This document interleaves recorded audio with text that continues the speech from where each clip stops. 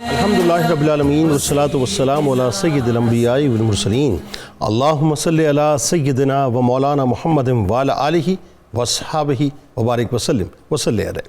دنیا کے تمام دیکھنے والوں کو، تمام چاہنے والوں کو، تمام پیار کرنے والوں کو اور جہاں جہاں تک اس وقت میری آواز کو سنا اور مجھے دیکھا جا رہا ہے، جنید اقبال کی جانب سے انتہائی محبت کے ساتھ السلام علیکم۔ ایک بار پھر ناظرین، آپ کو پر نور صبح نور کے ساتھ میں دل کی عطا گہرائیوں سے خوش آمدید کہتا ہوں، اور آئیے بلا توقف چلیں حضرت ابو انیس محمد برکت علیہ رحمہ کی تعلیف اسماء النبی کریم صلی اللہ علیہ وآلہ وسلم سے رسول اللہ صلی اللہ علیہ وآلہ وسلم کا اسم گرامی پڑھنے اور سننے کی سعادت حاصل کرتے ہیں۔ سیدنا الشافی صلی اللہ علیہ وآلہ وسلم، ہمارے سردار، شفا دینے والے، درود و سلام بھیجے اللہ آپ صلی اللہ علیہ وآلہ وسلم پر، آپ صلی اللہ علیہ وآلہ وسلم کے آل پاک پر اور صحابہ کرام رضوان اللہ تعالیٰ علیہم اجمعین پر۔ حضرت ابو دردہ رضی اللہ تعالیٰ کرتے ہیں کہ ایک مرتبہ حضور نبی کریم صلی اللہ علیہ وآلہ وسلم کی خدمت بابرکت میں انجیر سے بھرا ہوا تھال پیش کیا گیا، تو آپ صلی اللہ علیہ وآلہ وسلم نے فرمایا کہ اے میرے صحابہ اسے کھاؤ۔ ہم نے اس میں سے کھایا، اور پھر آپ صلی اللہ علیہ وآلہ وسلم نے ارشاد فرمایا کہ بلا شبہ یہ جنت کا میوہ ہے، اس میں سے کھاؤ کیونکہ یہ گھنٹیا یعنی جوڑوں کے درد میں مفید ہے۔ ہمارے ساتھ جناب جڑے رہیے، کیونکہ آج انٹرسٹنگ موضوع اس اعتبار سے کہ جو آپ انٹیک یعنی جو آپ کا انٹیک ہے، آپ کا فوڈ ہے، اس پہ بات کریں گے، یعنی سادہ غذا پر، اور جو آپ کا لیونگ اسٹینڈرڈ ہے یعنی جو رہن سہن کے جو اصول ہیں بنیادی طور پہ، اس پہ ہم انشاءاللہ بات کریں گے۔ ایک بات تو ناظرین طے ہے کہ وہ کیا ہی اچھا دور تھا صاحب، جب لوگ بہت سادہ تھے، رہن سہن بھی سادہ تھا اور خوراک بھی انتہائی سادہ ہوا کرتی تھی، یعنی جب مصنوعیت کا تصور نہیں ہوتا تھا اور نمود و نمائش نام کی کوئی چیز نہیں ہوتی تھی، آرگینک فوڈ تھا اور آرگینک لائف سٹائل تھا، لوگ نیچر کے بہت زیادہ قریب تھے، اس سے بہت زیادہ ریلیٹ کرتے تھے، قناعت تھی، شکر گزاری تھی، لہذا گھر کے تمام خرچے بھی پورے ہوتے تھے۔ مگر زمانے نے ناظرین جیسے یکا یک کروٹ لی، تو آج اگر ہم بحیثیت مجموعی اس پورے معاشرے پر نگاہ ڈالیں تو پتہ یہ چلتا ہے کہ پر آسائش زندگی جسے آپ اور میں لگژریس لائف سٹائل کہتے ہیں، اس کے حصول کے لیے مال و دولت اور جاہ و حشم کی حرص و ہوس نے فرد اور معاشرے کو بے اطمینانی اور بے سکونی کے ایسے عذاب میں مبتلا کر دیا ہے جہاں کسی کو طمانینت، امن و عافیت، صبر و قرار اور سکون میسر نہیں ہے۔ ہر شخص سکون حاصل کرنے کی دوڑ میں مستقل مضطرب ہوتا چلا جا رہا ہے، یعنی خواہشات کی غلامی نے آسائشوں کے انبار کی موجودگی کے باوجود انسان سے ذہنی سکون اور قلبی اطمینان کو چھین لیا ہے۔ یعنی آج معاشرے میں بے جا دوڑ، نفسا نفسی، ڈپریشن، بے اطمینانی اور دیگر مسائل کا انبار نہ صرف ناظرین انسان کو بہت زیادہ تمناؤں اور لامحدود خواہشات کے سمندر کے اندر غرق کیے ہوئے، بلکہ یوں کہہ لیجئے کہ انسان حلال اور حرام کی تمیز ختم کر کے کالی گھاٹیوں کے اندر غرق بھی ہو چکا ہے۔ یعنی جس طرح ناظرین زندگی کو ہم ترقی کی دکان سے سکون کے نام پر خریدنے کی کوشش کر رہے ہیں، اس مصنوعی طرز زندگی کی ہمیں کس قدر بھاری کاسٹ دینی پڑ رہی ہے، ہم اس کا اندازہ بھی نہیں کر سکتے کہ آج قناعت پسندی کا جذبہ مفقود ہے۔ عہدہ و منصب، مال و دولت کی لالچ نے آدمی کو خواہشات کے اس حد تک غلام بنا کر رکھ دیا ہے کہ حلال حرام کی، جیسا میں نے آپ کو کہا، کہ تمیز مکمل طور پر ختم ہوتی جا رہی ہے۔ پھر ہم ناظرین غذاؤں میں فاسٹ فوڈ، جنک فوڈ کی صورت جس تباہی کو اپنے گلے لگا چکے ہیں وہ ناقابل بیان ہے صاحب، ناقابل بیان ہے۔ یعنی آج ہماری نئی نسل کا یہ بہت بڑا المیہ ہے کہ وہ سادہ غذاؤں سے دور، وہ آرگینک فوڈ سے دور ہے، مرغن غذاؤں کی دل دادا ہے، برگر ڈیلز اور پیزا ڈیلز، یعنی یوں کہہ لیجئے کہ برگر ڈیلز اور پیزا ڈیلز پر مبنی جنریشن بن چکی ہے۔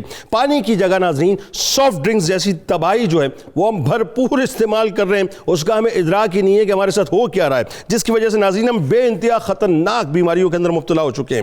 اسلام سادگی اور سادہ طرز زندگی کا دین ہے، یہ ذہن میں رکھیے۔ اسلامی ثقافت اور اسلامی طرز معاشرت میں ناظرین سادگی اور سادہ طرز زندگی کو بنیادی اہمیت حاصل ہے۔ حضور نبی کریم صلی اللہ علیہ وآلہ وسلم کی ساری زندگی سادگی سے عبارت ہے۔ رہن سہن میں سادگی ہے، نشست و برخاست میں سادگی ہے، کھانے پینے میں سادگی ہے، لباس اور پہناوے میں سادگی ہے، اوڑھنے بچھونے میں سادگی ہے، لوگوں کے ساتھ میل جول میں اور رکھ رکھاؤ میں سادگی ہے۔ یعنی تاجدار کائنات صلی اللہ علیہ وآلہ وسلم کی حیات طیبہ کے ناظرین جس پہلو پر نظر ڈالیے ہر طرف آپ کو سادگی سادگی نظر آتی ہے۔ یعنی آپ کی زندگی تکلف اور تصنع سے کوسوں دور، تواضع اور مسکنت اور عز و انکساری کا واضح اور بے مثل نمونہ تھی۔ بلکہ تاجدار کائنات صلی اللہ علیہ وآلہ وسلم تو یہ دعا فرمایا کرتے تھے کہ اے اللہ مجھے مسکینی کی حالت میں زندہ رکھ اور مسکینی کی حالت میں زندہ اٹھا اور مسکینوں کے گروہ میں میرا حشر فرما۔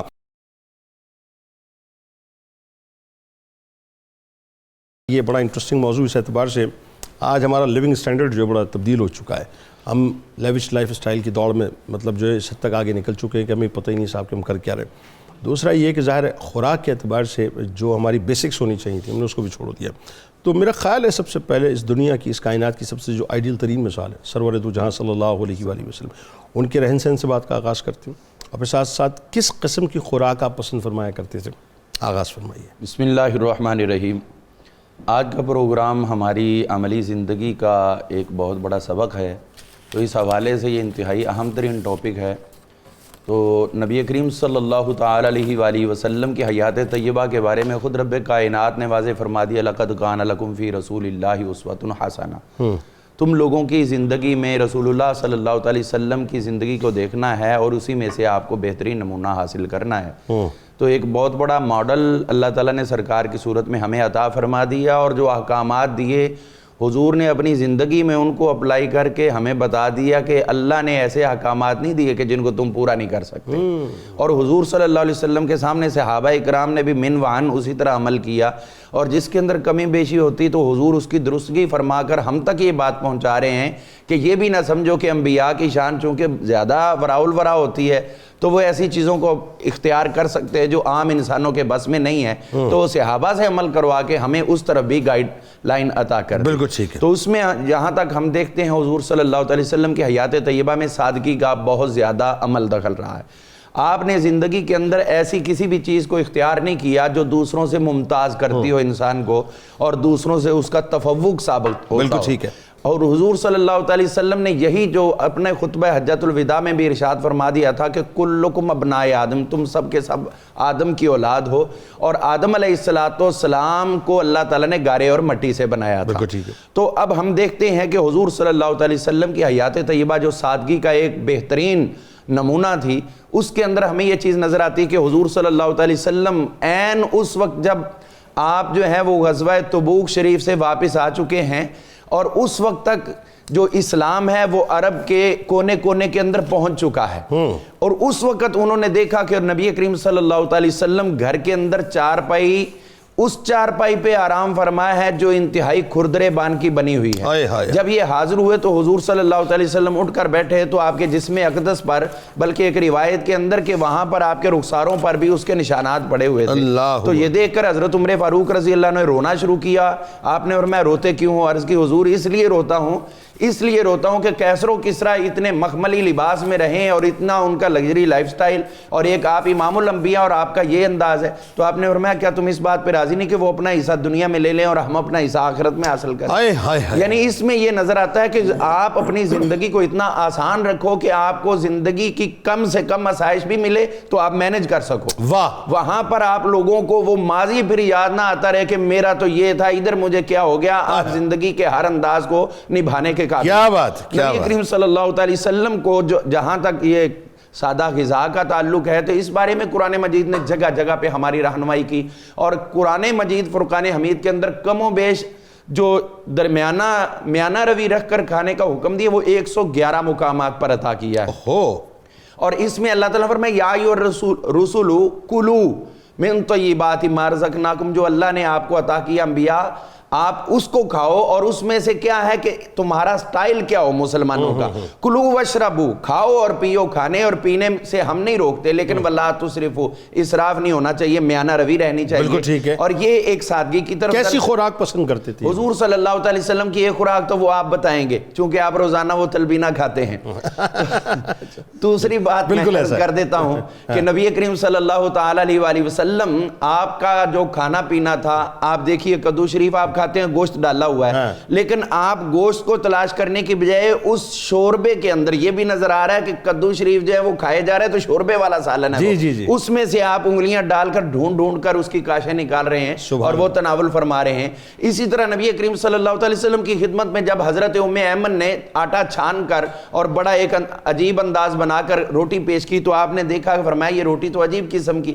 تو انہوں نے عرض کی حضور ہمارے حبشہ میں اس طرح کی بنتی, تو آپ نے فرمایا نہیں میں یہ نہیں کھاؤں گا. واپس لے جاؤ، وہ جو چھان نکالا وہ اس میں دوبارہ ڈالو اسی آٹے میں، اور اس کو گوندھ کے پھر اس کے روٹی بناؤ، میں وہ تناول کروں گا۔ تو حضور صلی اللہ علیہ وسلم نے نانے جوی، جس کے لیے اقبال نے بھی کہا کہ اللہ تعالیٰ کے حضور سے یہ تمنا ہے کہ نانے جوی ہمیں حاصل ہو، کیونکہ اس کے فوائد و ثمرات جہاں تک روحانی ہیں اس کے ساتھ جسمانی بھی ہیں، اور اسلام یہ چاہتا ہے کہ میرے فالوورز نہ صرف روحانی طور پہ مضبوط ہوں بلکہ جسمانی طور پر بھی مضبوط ہوں۔ موٹے جو کی مطلب آٹے کی جو ہے وہ موٹے آٹے کی، موٹے آٹے، بالکل۔ تو اس کے اندر ہم دیکھتے ہیں نبی کریم صلی اللہ علیہ وسلم آپ کا یہ حضرت عمر فاروق رضی اللہ عنہ کے دور میں ایک مرتبہ بہترین کھانا پیش کیا گیا تو آپ رونے لگ گئے، تو عرض کیا حضور آپ کیوں رو رہے ہیں؟ تو انہوں نے آپ فرمانے لگے کہ ہم نے حضور علیہ السلام کے دور مقدس میں دیکھا کہ آپ اتنا سادہ کھانا کھاتے تھے، اور یہ تو اس کے مقابلے میں لگ رہا ہے کہ کیسر و کسرا کا کھانا ہے۔ نبی کریم صلی اللہ علیہ وسلم نے ان چیزوں کو پسند کر کے ہمیں یہ سبق دیا کہ جو بھی کھاؤ وہ تم لوگوں کے لیے اس انداز میں ہونا چاہیے جیسا اللہ تعالیٰ نے تمہیں حکم دیا، وَلَا تُسْرِفُوا، اسراف نہیں ہونا کہ بسیار خوری ہو جائے۔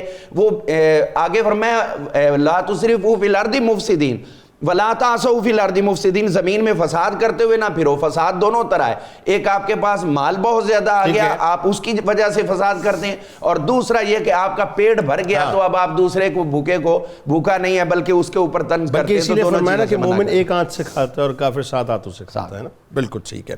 یعنی اس کا مطلب یہ ہوا، اس کا کرکس آپ کی بات کا میں نے یہ نکالا کہ سرور دو جہاں صلی اللہ علیہ وآلہ وسلم کی خوراک انتہائی سادہ، جیسے تلبینہ کا آپ نے ذکر فرمایا، مطلب وہی جو کا دلیا اور اس میں کھجور وغیرہ جو ہے آپ ڈال کے، وہ بڑا کمال ہوتا ہے، اور اس میں کوئی دوسری رائے نہیں ہے کہ جو سرکار نے فرمایا ایگزیکٹلی اس کے اثرات آپ کو اس طرح سے اپنی باڈی پہ محسوس ہوتے ہیں، اس میں کوئی دوسرا کلام نہیں ہے۔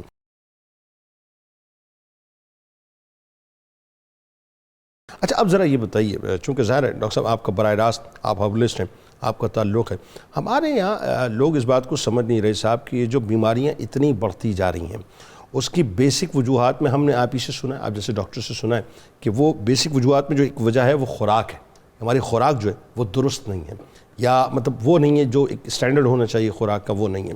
تو ایک تو یہ کہ یہ بات کس حد تک درست ہے، دوسرا سادہ خوراک کے جو فوائد ہیں وہ ذرا بتلائیے آپ۔ بسم اللہ الرحمن الرحیم۔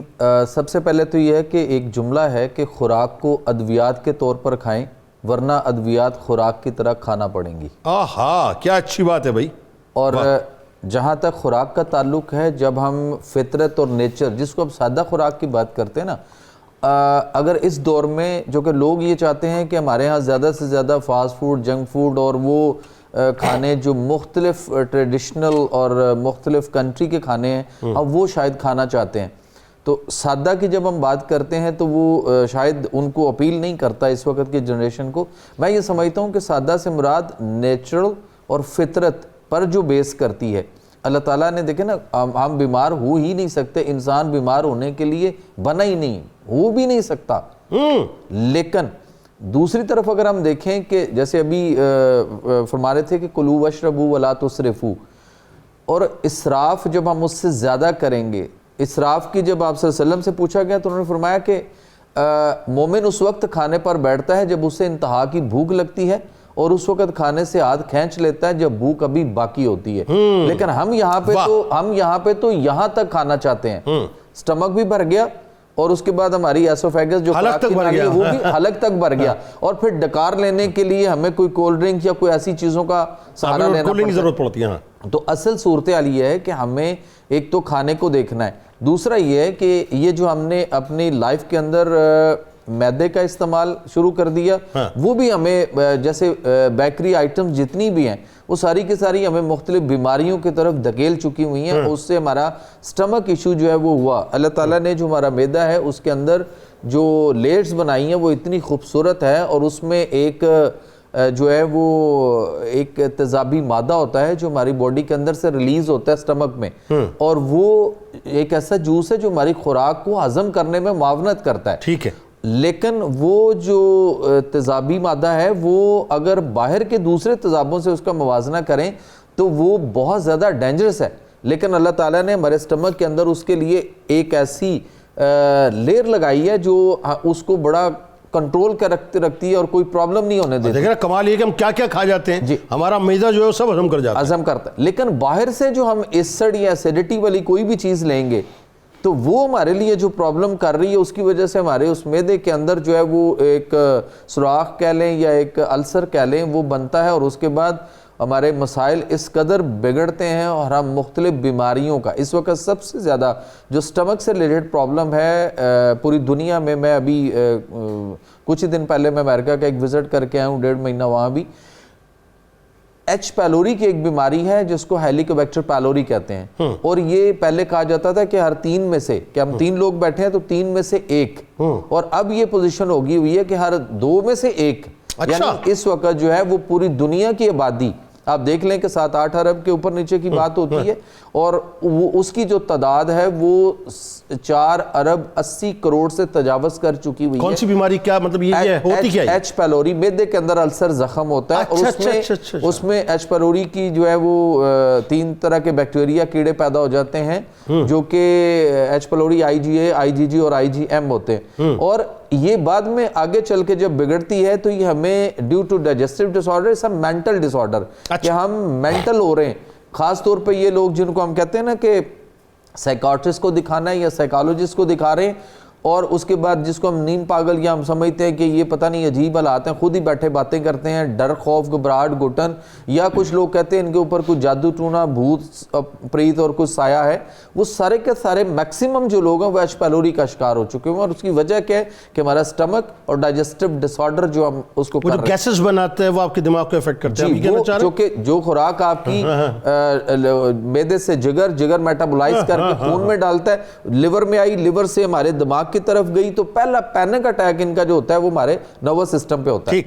تو ہمیں ہمارے جو مسائل ہیں وہ چلے گئے ہوئے ہیں ان چیزوں کے اوپر کہ ہم خوراک جو ہے، سادہ خوراک کے فوائد مختصر. سادہ خوراک یہ ہے کہ جب ہمارے بڑے آباء و اجداد اگر ہم ماضی کے آئینے میں دیکھیں تو وہ جب سادہ خوراک پہ رہتے تھے، اب دیکھیں نا کہ اس وقت تو ہائیبرڈز بیج آ چکے ہوئے ہیں.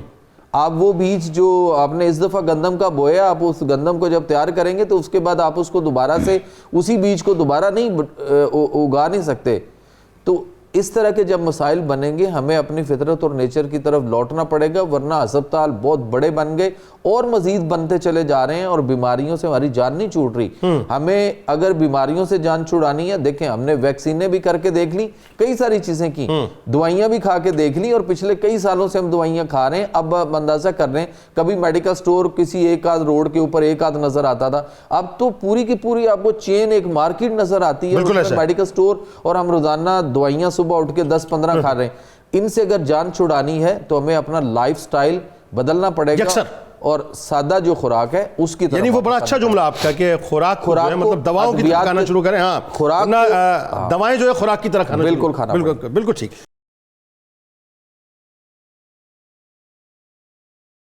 اچھا اب ذرا ڈاکٹر صاحب یہ بتائیے، جو ایک بڑی اس وقت میرا خیال ہے سبھی سے یہ ریلیونٹ بات ہوگی، اور یہ ایسی بات ہے کہ ہمیں کڑھائی چاہیے صاحب، ہمیں مطلب لاہور میں تو پاوے کہتے ہیں نا، مطلب یہاں پاوے چاہیے ہے نا، ہمیں پاوے چاہیے، ہمیں نہاری چاہیے صبح جو ہے، اور بونگ کی بوٹی کے ساتھ چاہیے، بہترین نلی اس میں بھگار چاہیے، تو اور پھر کڑھائی بھی ایسی چاہیے صاحب کہ مطلب وہ کیا دیسی میں مطلب گھی میں بنی ہوئی اور چربی میں مطلب اس میں ڈلی ہوئی ہو، پتہ نہیں کیا کیا اس میں چاہیے ہوتا ہے.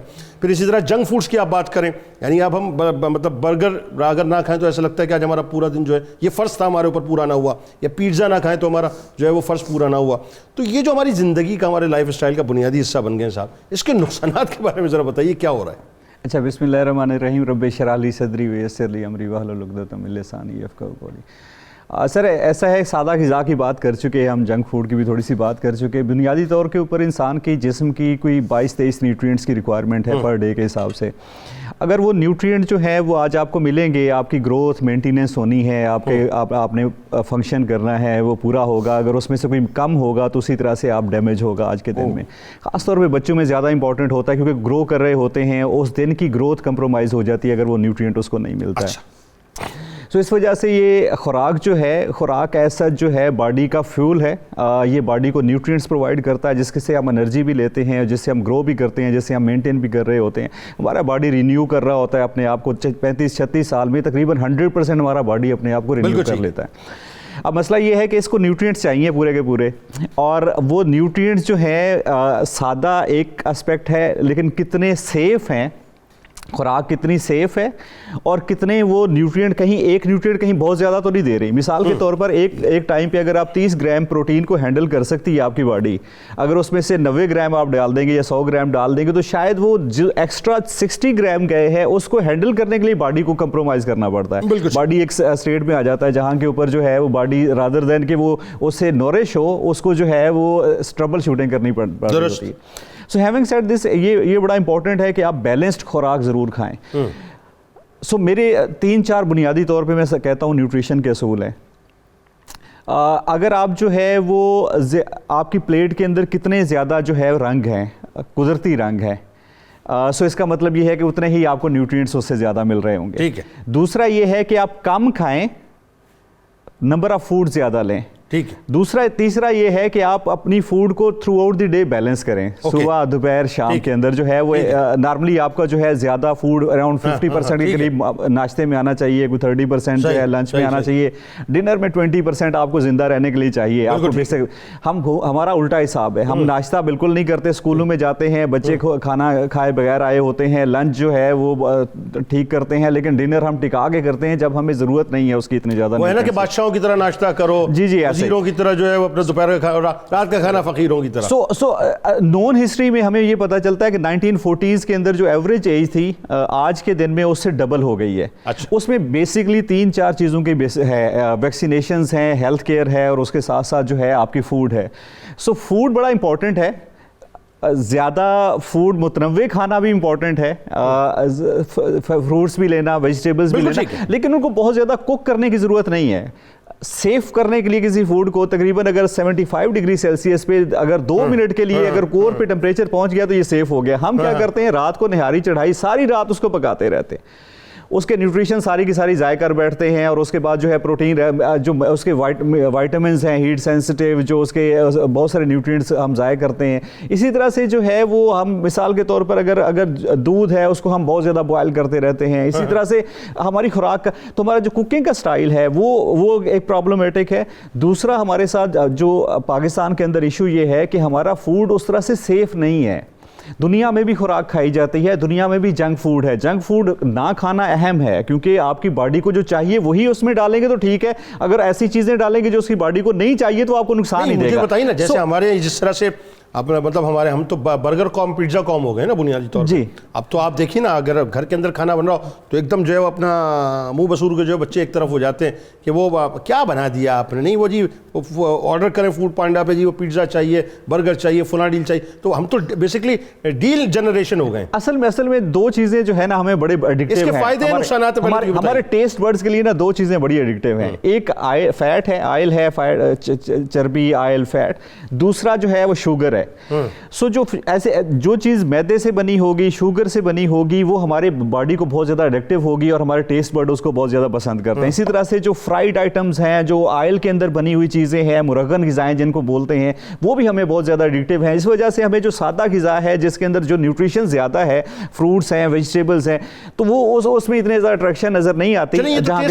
हुआ ना, मेरा जो सवाल कैटेगोरिकल है, ये जंक फूड जो है वो सेहत के लिए अच्छे हैं कि नहीं, ये बताइए सर। मसला ये है कि कोई भी चीज़ आप जो बॉडी में रिक्वायरमेंट से ज़्यादा डालेंगे वो नुकसान ही करेगी। सो जंक फूड के अंदर जो है वो बहुत ज़्यादा कार्बोहाइड्रेट्स होते हैं, इनका ग्लाइसीमिक इंडेक्स बहुत ज़्यादा होता है और ग्लाइसीमिक लोड बहुत ज़्यादा होता है। तो अगर आप बहुत ज़्यादा जंक फूड ले रहे हैं तो 2-3 नुकसान इमीडिएट हो सकते हैं। एक तो ये इसमें ट्रांस फैट्स होते हैं जो कि फैट जो कन्वर्ट होती है उसके अंदर ट्रांस में कन्वर्ट होती है, वो कार्सिनोजेनिक है, बॉडी को बहुत डैमेज करती है और उसके अंदर जो है वो ग्लोबली बड़े सबूत हैं कि बॉडी कितना कैंसरस है, कितना ज़्यादा बॉडी को वो डैमेज करती है, नर्वस सिस्टम को डैमेज करती है। दूसरा ये है कि उसके अंदर जितना अगर कार्बोहाइड्रेट बहुत ज़्यादा है, जंक फूड में नॉर्मली फैट और कार्बोहाइड्रेट और एनर्जी बहुत ज़्यादा होती है, तो आपकी बॉडी को उस कार्बोहाइड्रेट को हैंडल करने के लिए जो है मुसलसल बहुत ज़्यादा इंसुलिन प्रोड्यूस करनी पड़ती है। तो होता क्या है कि आप इंसुलिन रेजिस्टेंस की तरफ चले जाते हैं, जिसको हम डायबिटीज़ कहते हैं। पाकिस्तान दुनिया का वाहिद मुल्क है जहाँ पे 30% से ज़्यादा डायबिटीज़ है एडल्ट एज के अंदर, पहले नंबर पे है। हमारे हमसाया मुल्क जो है वो तकरीबन 10% पे,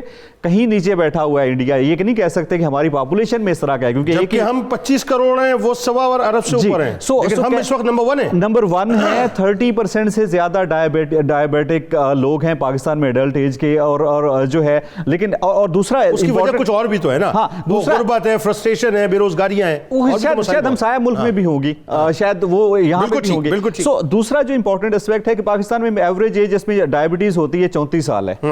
امریکہ میں یہی 68 ایئر ہے. وہاں کے اوپر بھی تو جنک فوڈ کھایا جاتا ہے. کہنے کا مطلب یہ ہے کہ سیفٹی بھی بہت امپورٹنٹ ہے. جس طرح کا فوڈ ہم بناتے ہیں, جو ہمارے اسٹریٹس میں ہوتا ہے, جس قسم کے جو آپ دیکھتے ہیں, جو اڈلٹریشن ہے, فوڈ اتھارٹی ڈیلی بیسس پہ چھاپے مار رہی ہوتی ہے ہر چیز کے اندر کا اڈلٹریشن. تو کیا چیز لے رہے ہیں وہ اہم ہے, لیکن وہ سیف بھی ہے کہ نہیں ہے وہ اس سے بھی بڑا نقصان دہ چیز ہے, کیونکہ پاکستان کے اندر سیفٹی کے سیریس. یہ جب آپ پرآسائش زندگی کی دوڑ میں دوڑتے ہیں تو کہیں کہیں پھر ایسا لگتا ہے کہ آپ حلال اور حرام کے فرق کو ختم کر دیتے ہیں.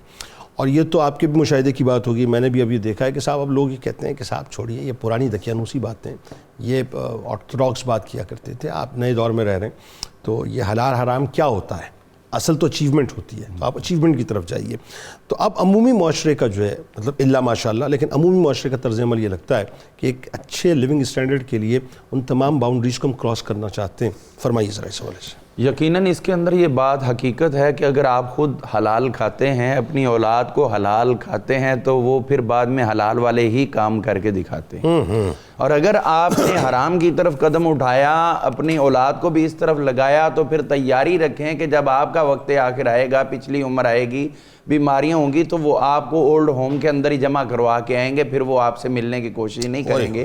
اگر آپ نے حلال کھلایا ہوا تو پھر اس کے لیے یقیناً وہ آپ کو نہ صرف گھر میں رکھیں گے, بلکہ آپ کے دکھ کو آپ سے بڑھ کے وہ خود اپنے دل پہ محسوس کریں گے. یہ حلال اور حرام کے جو مابعد اثرات ہیں. ٹھیک, بہت شکریہ آپ تینوں احباب کا, بہت خوبصورت گفتگو رہی, بڑی انفارمیٹیو گفتگو رہی. کتاب الشفا, وبائی امراض سے حفاظت آپ کو بتلاتے ہیں کیسے کی جائے, کہ جو شخص روزانہ اول و آخر درود پاک کے ساتھ 100 بار سورہ قاریہ کی تلاوت کا معمول بناتا ہے, تو وہ ہمیشہ کے لیے انشاءاللہ مطلب وبائی امراض اور موسمی امراض سے محفوظ رہتا ہے. امام غزالی علیہ رحمہ قول مبارک ہے کہ حرص, طمع اور لالچ کو چھوڑ دو اور شاہانہ دن گزارو, کیونکہ بے طمع انسان ہمیشہ سربلند رہتا ہے.